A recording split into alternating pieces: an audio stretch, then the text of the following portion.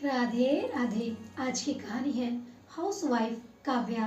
तो चलिए शुरू करते हैं। काव्या की शादी बैंक क्लर्क रोशन से बहुत ही सादे तौर तरीकों से संपन्न हुई थी। कारण था उसके पिता की सारी संपत्ति पर सौतेली माँ का पूर्ण अधिकार। पिता भी कुछ कह नहीं पाते।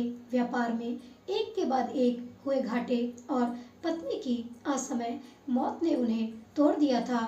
वो दुधमुही काव्या के लिए दूसरी शादी करने को राजी हो गए थे। पहले काफी अच्छा व्यापार चलता था। अब दूसरी पत्नी के अत्यधिक खर्चे की वजह से व्यापार सिमट कर दो दुकानों तक ही रह गया था। फिर भी उससे भी अच्छी कमाई हो ही जाती थी। लेकिन जब से उनकी दूसरी शादी से एक बेटा पैदा हुआ, तभी से दूसरी पत्नी काव्या के पीछे पड़ी रहती। नौकर होने के बावजूद काव्या से काफी काम करवाया जाता। छोटी सी बच्ची कुछ समझ ना पाती, जो मिलता उससे भी खुश रह लेती। कभी कभार पिता थोड़ा लाड प्यार कर लेते तो निहाल हो जाती। काव्या पढ़ने में काफी होशियार थी, लेकिन ठीक उसके विपरीत उसका सौतेला भाई बिल्कुल नहीं पढ़ता था।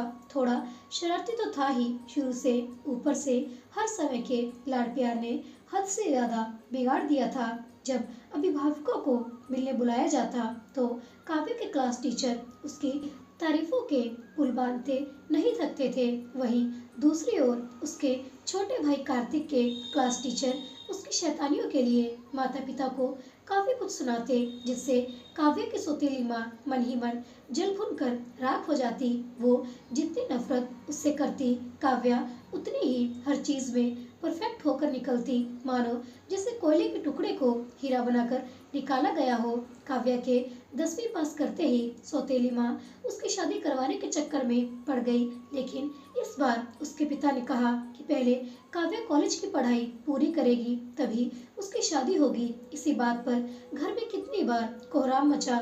हार कर उसके पिता ने शादी करने की अनुमति दे दी। काव्या ये सब कुछ चुपचाप देखती रहती थी और अपने कमरे में जाकर चुपचाप रो लेती थी, लेकिन किसी से कुछ नहीं कहती थी। कहे भी तो किससे। एक लड़की जिसकी माँ उसके बचपन में ही गुजर गई हो और पिता भी प्यार ना दे तो लड़की आखिर जाए तो जाए कहाँ। खैर, कॉलेज के दूसरे साल के दौरान उसकी एक सहेली बनी रूपम। देखने में जितनी खूबसूरत थी, दिल से भी उतनी ही खूबसूरत थी। वो काव्या को हर कदम पर स्पॉट करती, उसे हमेशा हौसला देती। कुछ ही दिनों में दोनों अच्छी सहेलियां बन गई। उधर काव्या की सौतेली माँ उसके लिए लड़का ढूंढने में कामयाब हो गई। काव्या के फाइनल ईयर की परीक्षा के साथ ही उसकी शादी रोशन से कर दी गई। रोशन से काव्या के पिता उसके बैंक में जाकर अलग से मिलकर आए थे और अपनी सहमति दे दी। रोशन साधारण परिवार का सुलझा हुआ लड़का था। उसे भी काव्या जैसी लड़की की तलाश थी, जो बेहतर गृहिणी और जीवन साथी बन सके। लेकिन काव्या नौकरी करना चाहती थी, लेकिन पिता की इच्छा का मान रखते हुए चुपचाप शादी के लिए हाँ कर दी थी, क्योंकि वह नहीं चाहती थी कि एक बार फिर उसकी वजह से घर में महाभारत छिड़े। खैर, शादी अच्छे से हो गई। रोशन काव्या जैसी लड़की से शादी करके बेहद खुश था और उसके परिवार वाले भी बहुत खुश थे। लेकिन कोई नहीं जानता था कि काव्या खुश नहीं थी। उसने तो बस हालातों के आगे समझौता किया था। अपने सपनों से कभी कभी बेहद उदास हो जाती थी, लेकिन रोशन से बेइंतहा प्यार से वो खिल जाती। शादी के 1 साल बाद उसके पिता की मृत्यु हो गई तो बहुत रोई। मायके रोशन के साथ गई थी। रोशन उसे वही कुछ दिनों के लिए छोड़ने वाला था, लेकिन उसकी सौतेली माँ का व्यवहार देखकर पिता की तेरहवीं के साथ ही अपने घर वापस ले आया। काव्या को दुखी देखकर रोशन ने उसे दोबारा पढ़ाई करने की सलाह दी, जिस पर सासू माँ को ऐतराज हुआ। उनका कहना था कि कौन सी नौकरी कर लेगी, बिना मतलब के समय बर्बाद ही तो करेगी। काव्या को उनकी सोच पर आश्चर्य हुआ, लेकिन चुप रही। रोशन भी माँ के विरुद्ध न जा सका, लेकिन चुपचाप कुछ कंपटीशन की किताबें लाकर घर में रख दी। माँ के पूछने पर कह दिया कि बैंक में ऊपर की पोस्ट की तैयारी कर रहा हूँ। वो चाहता था कि काव्या खुद को व्यस्त रखे, क्योंकि अकेले में अक्सर वो रो देती। समय ने करवट ली। रोशन की बदली दूर मध्य प्रदेश के इंदौर शहर में हुई, लेकिन उसकी माँ ने अपनी तबीयत का बहाना बनाकर उसे रोशन के साथ ना जाने दिया। रोशन के पिता की एक छोटी सी दुकान घर के पास बने मार्केट में थी, इसलिए उसके माता पिता सब छोड़कर उसके साथ नहीं जा सकते थे। सो इसलिए उसकी सास ने तबीयत का बहाना बना दिया। उसकी माँ नहीं चाहती थी कि काव्या पति के साथ जाए, क्योंकि काव्या के रूप में उनको अच्छी खासी नौकरानी जो मिल गई थी। उन्होंने कभी भी काव्या और रोशन को घूमने भी नहीं जाने दिया था। काव्या समझ नहीं पाती थी कि घर के सारे काम करने के बावजूद वो सबको खुश क्यों नहीं रख पा रही है। किसी को क्या पता था कि काव्या की सौतेली माँ ने रोशन की माँ को उसके खिलाफ उल्टे सीधी बातें बनाकर खूब भड़का दिया था, जिसका असर अब दिख रहा था। काव्या इसे भी अपनी नियति मानकर चुपचाप रह गई थी। 12 घंटे से ज्यादा काम करने के बावजूद उसे सुनने को मिलता था कि घर में काम ही कितने होते हैं, सारा दिन करती ही क्या हो। 2 दिन बाद वह इसकी वजह जान गई थी। पड़ोस के घर में नई बहू नौकरी वाली जो आई थी और उसकी सास काव्या के घर आकर अपनी बहू के दिन भर गुणगान करते नहीं थकती, तो काव्या की सास को लगता कि उनको भी नौकरी वाली बहू लानी चाहिए थी। काव्या की मनोस्थिति वैसे ही खराब होती जा रही थी। ऊपर से रोशन का दूर जाना उसे और परेशान कर रहा था। लेकिन उन्हीं दिनों एक नई बात हुई। काव्या की खास सहेली रूपम की बैंक में नौकरी लग गई और ट्रेनिंग के लिए वह काव्या के शहर में ही आ गई थी। संयोग से रूपम के पति और रोशन एक ही ब्रांच में काम कर रहे थे, तो उसके पति ने रूपम की ट्रेनिंग की बात रोशन को बताई थी। तो रोशन ने रूपम को कहा कि जाकर काव्या से मिलती रहे। रूपम रोज ट्रेनिंग के बाद काव्या से मिलने आती रही। उस दौरान उसने काफी चीजें महसूस की, जैसे उसे देखकर रोशन की माँ का काव्या को हीन भावना से देखना, कोई भी बात हो तो झट से बोल देती, इसका क्या है, पूरे दिन घर में ही तो रहना होता है, फिर घर में काम ही कितना है भला। रूपम मन ही मन बुरी तरह कुढ़ जाती कि खुद हाउसवाइफ होकर भी काव्या की सास उसको ताना मार रही है। रूपम जानती थी कि काव्या बेहद अच्छी थी पढ़ाई में, तो उसे इस तरह उपेक्षित देखकर रूपम को बहुत बुरा लगा।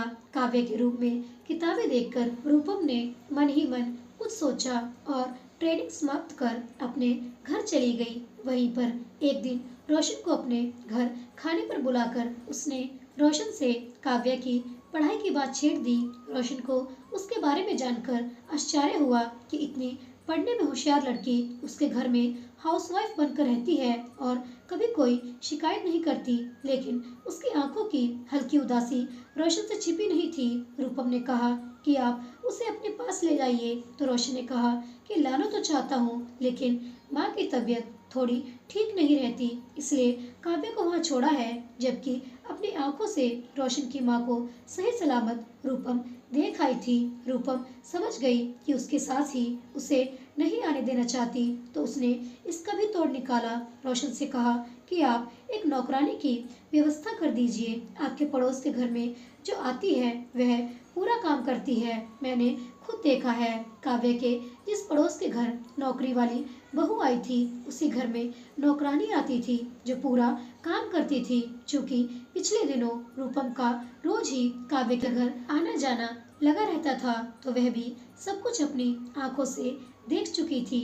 बात रोशन को जच गई, तो वह जल्द ही छुट्टी लेकर घर आया और नौकरानी को लगाकर काव्या को ले जाने की तैयारी करने लगा।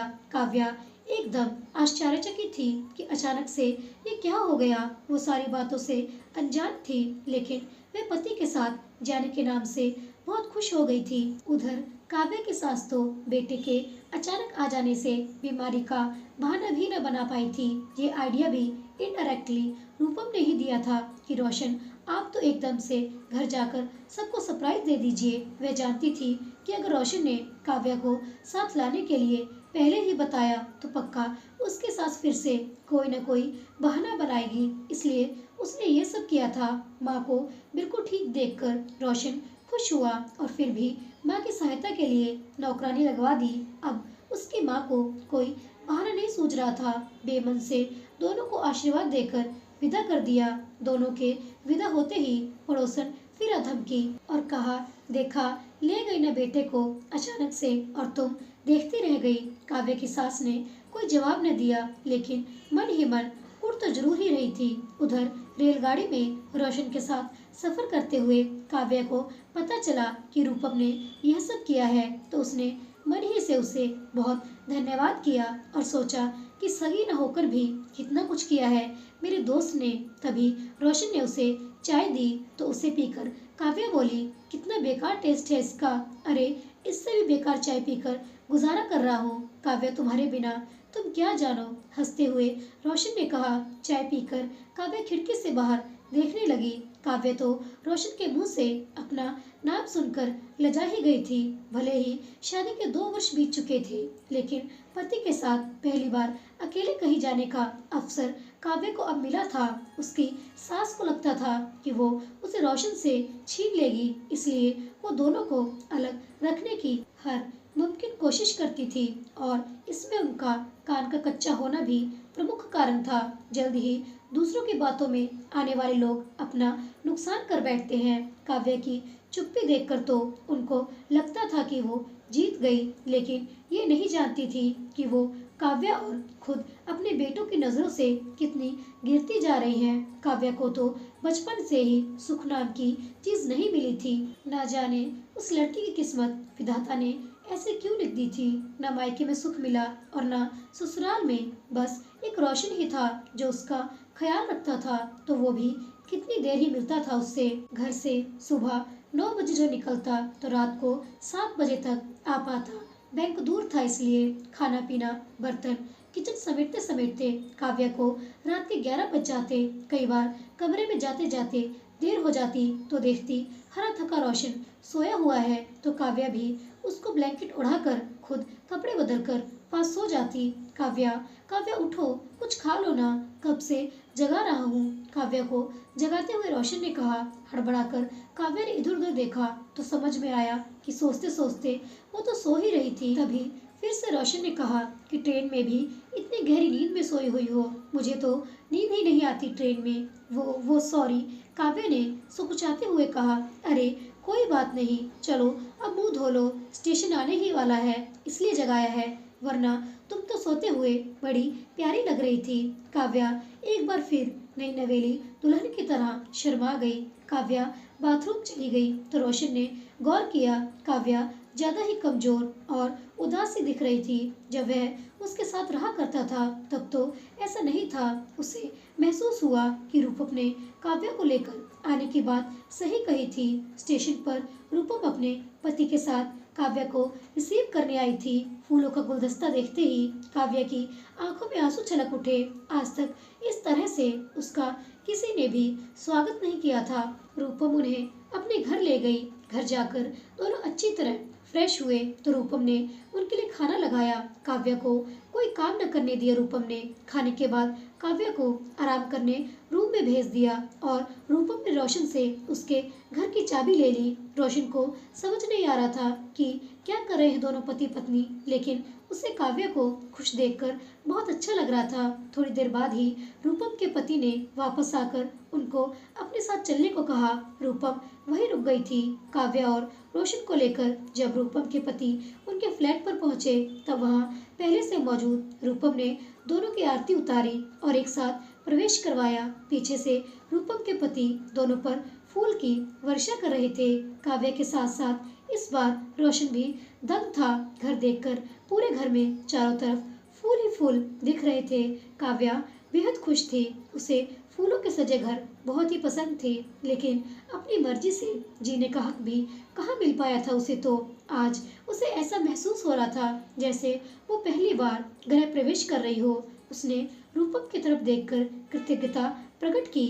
थोड़ी देर बाद रूपम और उसके पति दोनों चले गए। जाते जाते रोशन को छेड़ते गए और वह मुस्कुरा कर रह गया। सच तो यह था कि उसे भी खुलकर समय बिताने का मौका 2 वर्षों में आज ही मिल पाया था। भले ही छोटा सा घर था वो भी किराए का, लेकिन रोशन को वह घर आज ही मालूम पड़ रहा था। सच कहते हैं लोग, बिना घर ने घर भूत का डेरा। उसे तो आज ही चरितार्थ होता नजर आ रहा था। ऊपर से महीने के दूसरे शनिवार होने की वजह से बैंक की छुट्टी थी, तो रोशन काव्या को इंदौर घुमाने ले गया। 2 ही दिनों में काव्या खिल गई। रूपम भी बीच बीच में आती रहती और प्रतियोगी परीक्षा की तैयारी शुरू करने के लिए बातें छेड़ती रहती। रोशन और रूपम के पति भी साथ देते। इसी तरह वहीं पास के एक कोचिंग सेंटर में काव्या का दाखिला करवा दिया गया। अभी प्रतियोगिता परीक्षा में बैठने की उम्र तो थी ही काव्या की। घर में रोशन ने कुछ नहीं बताया था माँ को, क्योंकि वह जानता था कि उनका जवाब क्या होगा। काव्या और रोशन दोनों ही रोज ही घर पर बातें करते। इसी तरह 5 महीने बीत गए। सासू माँ की आवाज में अब काव्या के लिए मिठास घुलने लगी थी, जिसे काव्या और रोशन दोनों ने महसूस किया। अब काव्या के नहीं रहने पर उन्हें उसकी कमी खलने लगी थी। इधर काव्या अब काफी व्यस्त रहने लगी थी। सुबह रोशन बैंक जाते समय उसे कोचिंग संस्थान छोड़ देता। 5 घंटे की क्लास के दौरान उसे आधे घंटे का ब्रेक मिलता तो वह घर से साथ लाए हुए रोटी या पराठे सब्जी के साथ खा लेती। संस्थान में सभी लोग बहुत ही फ्रेंडली नेचर के थे। उसे लगा ही नहीं कि उसने काफी दिनों बाद पढ़ाई शुरू की है। बहुत ही मन लगाकर उसने पढ़ाई शुरू कर दी थी। कुछ ही दिनों में बैंक क्लर्क भर्ती की परीक्षा होने वाली थी और उसी की तैयारी में जी जान से जुट गई थी। उधर उसके ससुराल में उसकी सासू माँ को काव्या की वैल्यू पता चली शुरू हुई थी। हुआ यह था कि जो नौकरानी उनके घर पर रखी गई थी वो बस अपना काम झाड़ू पोछा बर्तन करे और खाना बनाए और रास्ता नापे। एक काम एक्स्ट्रा ना करे। एक काम करने के अलग से पैसे मांगती थी, ऊपर से बेस्वाद खाना बनाए सो अलग से। एक दिन रोशन के पिताजी ने गुस्से में आकर उसकी माँ को खूब खरी खोटी सुनाई कि सारा दिन काम करो और खाना भी ढंग से न मिले इंसान को। तो अब रोशन की माँ ने खाना बनाने का काम छुड़वा दिया और बाकी सारे काम के लिए रखा। 2 सालों से तो काव्या ने कभी उनको घर का कोई काम करने नहीं दिया था। अब काम करने की आदत भी छूट चुकी थी तो अब पता चल रहा था कि काव्या कितना काम करती थी। अकेले रोशन की शादी के पहले उनकी बेटी हाथ बटाती थी तो काम उतना नहीं लग पाता था। नौकरानी के रहने के बावजूद उनको खुद घर की साफ सफाई करनी पड़ती थी, क्योंकि वो अच्छी तरह साफ सफाई भी नहीं करती थी। लेकिन मोहल्ले में एक वही थी जो दोनों समय काम करने आती थी, बाकी नौकरानी एक ही समय आती थी। अब रोशन की माँ जब खुद से घर का काम करने लगी तो नौकरानी को दिया जाने वाला पैसा अखरने लगा था। ऊपर से रविवार को रोशन के पापा काम में मदद कर देते और कहते हम दोनों ही कितना अच्छा काम कर लेते हैं, बेकार तुमने नौकरानी लगवाई है, पैसे भी ज्यादा देने पड़ते हैं, बस उन्हीं कामों के लिए लगवाओ जो हम कर ना सके। इससे हमारे हाथ पैर की भी एक्सरसाइज होती रहेगी और हम स्वस्थ भी रहेंगे। पहले तो तुम कुछ काम भी कर लेती थी, पर जब से काव्या आई है तब से सब कुछ छोड़ के बैठी हो। सुनते ही रोशन की माँ ने काव्या के खिलाफ कुछ ना बोलना चाहा तो रोशन के पिता ने समझाया कि क्यों अपना बुढ़ापा खराब करने पर तुली हो। मैं कुछ बोलता नहीं, इसका मतलब यह नहीं कि मुझे कुछ पता नहीं चलता। एक तो तुम सारा दिन दूसरों के घरों में चुगली करती रहती हो, ऊपर से अपनी ही बहू को बेटे के पास नहीं जाने देती। जरा सोचो कि यही सब अगर मैं तुम्हारे साथ करता तो क्या तुम बर्दाश्त कर पाती। एक तो वह बेचारी चुपचाप काम करती रहती थी, ऊपर से तुम उसे परेशान करने से बाज नहीं आती थी। जरा सोचना मेरी बातों पर ठंडे दिमाग से। कड़वी सच्चाई तो काफी बुरी लगती ही है, रोशन की माँ को भी लगी। सो 2 दिनों तक घर में शीत युद्ध की लहर छाई रही। तीसरे दिन शाम को रोशन की माँ अपनी पड़ोसन का इंतजार करके थक कर उनके घर की तरफ जा ही रही थी। दरवाजे की डोरबेल बजाने ही जा रही थी कि कानों में किसी के बेहद कर्कश आवाज पड़ी। पीछे देखा तो मोहल्ले वाले बालकनी में आकर तमाशा देख रहे थे। रोशन की माँ के हाथ वहीं रुक गए। उनकी पड़ोसन को उनकी बहू खूब सुना रही थी। 5 मिनट तक सुनने के बाद सारा माजरा रोशन की माँ को समझ आ गया। पड़ोसन की बहू सास से जोर जोर से कह रही थी, मैं अपने पति के साथ दूसरे शहर में क्यों नहीं रहने जाऊं? मुझे क्या पड़ोसन वाली काव्या समझ रखा है आपने? गौ की तरह सब काम भी करूं और सास के ताने भी सुनूं? वो भी तो गई है ना अपने पति के पास, आखिर कब तक रहती दुष्ट सास के साथ। इस पर पड़ोसन ने कुछ कहना चाहा, तभी बहू ने फिर से आगे से कहा, आप भी तो साथ देती थी खूब इस कर्म कांड में, क्यों गलत कह रही हूँ? छुट्टी वाले दिन मैं खिड़की से सब देखती रहती थी। और हाँ, ये मत सोचिएगा कि मैं नौकरानी रख कर जाऊंगी, क्योंकि आप अच्छी तरह भली चंगी है और घर का काम कर सकती हैं। काव्या के घर जाकर मोहल्ले वालों की चुगलियां करने से बेहतर है कि आप अपने घर का ही कुछ काम कर ले। आखिर हम दोनों इतनी मेहनत करके पैसे कमाते हैं और आप हैं कि सब लुटा जाती हैं। ठीक ही तो बात है माँ, आप कुछ काम खुद किया करो ना। जो काम नहीं हो पाता उसी के लिए नौकरानी रखा करो। ये आवाज सुनकर चौंक गई रोशन की माँ, क्योंकि ये आवाज पड़ोसन के बेटे की थी। रोशन की सास को लगा कि किसी ने पिघले शीशे उनके कानों में डाल दिए। वो उल्टे पैर अपने घर की तरफ चल पड़ी। घर जाकर सबसे पहले पति से माफी मांगी और उनके कुछ कहने के पहले सारी राम कहानी कह सुनाई। सुनकर उनके पति हंसते हुए बोले, अब अकल आई रोशन की माँ आपको। मैं जब समझा रहा था तब तो मुंह फुलाई जा रही थी। अब जरा सोचो कि क्या काव्या या रोशन ने हमारे साथ कभी ऐसा व्यवहार किया है। व्यवहार करना तो दूर, उस बेचारी बच्ची ने तो आंखें तक न दिखाई तुम्हें कभी। और तुमने क्या किया, सोचा है कभी? अभी भी मौका है, संभल जाओ और अपने बच्चों से प्यार से मिलजुल कर रहा करो। अब मुझे समझ आ गई, अभी फोन करके माफी मांगती हूँ अपने बच्चों से। मैंने बहुत अन्याय किया दोनों के साथ। कहते हुए उन्होंने काव्या के पास फोन लगा दिया। तब तक रोशन भी घर पहुंच चुका था। आज जल्दी छुट्टी हो गई थी बैंक की। रोशन को देखते ही काव्या ने फोन स्पीकर पर डाल दिया। उधर से सास के रोने की आवाज सुनकर दोनों बुरी नजर घबरा गए। क्या हुआ माँ, क्या बात हो गई? किसी ने कुछ कहा है क्या? दोनों ने एक साथ कहा, जिसे सुनकर रोशन की माँ सच में जोर जोर से रोने लगी। तो फोन रोशन के पापा ने लिया और सारी बातें कह सुनाई। तभी रोशन की माँ ने दोनों से माफी मांगनी शुरू की। तो काव्या ने बीच में ही टोकते हुए कहा, बड़ों को डांटने का पूरा हक होता है माँ, माफी मत मांगिए माँ, बल्कि मुझे माफी मांगनी चाहिए कि आप दोनों को अकेले छोड़कर 5 महीने से यहाँ रह रही हूँ। नहीं बेटी, तू वही रहे। वैसे भी शादी के बाद रोशन के साथ कहीं घूमने भी नहीं गई कभी। अभी वैसे भी मैं इतनी भली चंगी नहीं हूँ कि घर का काम न कर सकूं। और अभी तुम लोग वही रहो, अगले महीने दिवाली पर आना। और हाँ, रोशन काव्या को जो मन में हो वो करने देना। अगर वो पढ़ाई करना चाहती है तो वो भी करने देना। अब आगे से मैं तुम लोगों के लिए बाधा नहीं उत्पन्न करूंगी, बल्कि हमेशा साथ दूंगी। और हाँ काव्या, आज से तुझे तेरी माँ बनकर दिखाऊंगी। तूने तो हमेशा मुझे अपनी माँ की तरह माना, लेकिन मैं तेरे साथ सास बनती आई। आज मुझे अपनी गलती का एहसास हो गया है बेटी। मुझे लगता था कि पैसे कमाने वाली बहू ही अच्छी होती है, उसके आगे मैंने तुझे कमतर आंक दिया था। मैं भूल गई थी कि नौकरी तो 7-8 घंटे की होती है, लेकिन हाउसवाइफ की नौकरी तो 12 घंटे या उससे कहीं अधिक ही होती है। माफ कर देना बेटी, मुझे तेरा बीता हुआ समय तो नहीं लौटा सकती, लेकिन हाँ, आगे से ऐसी गलती दोबारा नहीं दोहराऊंगी, ये वादा करती हूँ। काव्या की आंखों से आंसुओं का सैलाब बहता जा रहा था। आज उसे सच में सास में अपनी माँ नजर आने लगी थी। रोशन और उसके पापा दोनों ही बेहद खुश थे। अगले महीने दिवाली पर रोशन आया और काव्या घर जाने की तैयारी करने लगी। दिवाली के पहले ही बैंक के प्रारंभिक परीक्षा होने वाली थी।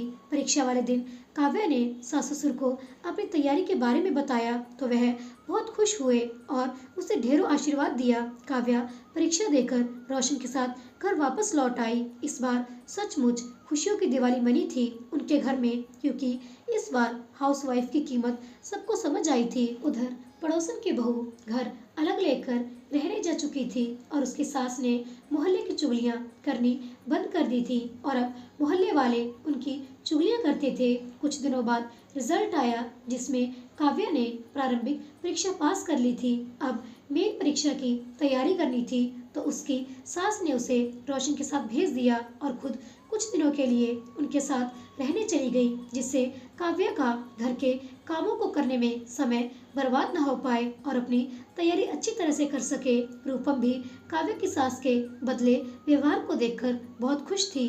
घर का सुखी माहौल मिलने से काव्या पढ़ाई में जी जान से जुटी और सबसे मजेदार बात कि रोशन भी बैंक में मैनेजर की तैयारी करने लगा था। दोनों की रिजल्ट आसपास ही आए। रोशन ने बैंक मैनेजर की परीक्षा पास कर ली थी और काव्या ने बैंक क्लर्क की। दोनों का इंटरव्यू वहाँ के स्थानीय अखबार में छपा, जो इस प्रकार था, पति रोशन और पत्नी काव्या ने एक साथ बैंक की परीक्षा पास की। हमारे समाज में आज भी ज्यादातर घरों में हाउसवाइफ को ज्यादा तवज्जो नहीं दी जाती। कड़वा है मगर सच है। इस कहानी में काव्य के किरदार द्वारा मैंने यही दिखाने की कोशिश की है कि जब हाउसवाइफ 24 घंटे की निःशुल्क सेवा देती है तो उसकी कोई कीमत नहीं आंकी जाती। कीमत तो छोड़िए, उसे दूसरों की कमाऊ पत्नियों के सामने कुछ इस तरह पेश किया जाता है। ये घर में ही रहती है, हाउसवाइफ है, पूरा दिन घर में आराम करती है, तो इस तरह से कहने वाले उन्हीं लोगों को जरा एक दिन, बस एक दिन के लिए ही इन हाउसवाइफ के जैसा काम लिया जाए, वो भी निःशुल्क, तो यकीन मानिए यही लोग बौखला उठेंगे। इसलिए इज्जत करना सीखिए इनकी, क्योंकि इन्हीं हाउसवाइफ की बदौलत आप घर आकर सुख से 2 रोटी गर्मा गर्म खाकर आराम फरमा रहे होते हैं। और इस प्रकार हमारी आज की कहानी हाउसवाइफ यहीं पर समाप्त होती है। आशा करती हूँ कहानी आपको अच्छी लगी होगी और इससे कुछ सीख भी मिली होगी। मिलते हैं अगली कहानी के साथ, तब तक के लिए आप सभी को मेरी तरफ से राधे राधे।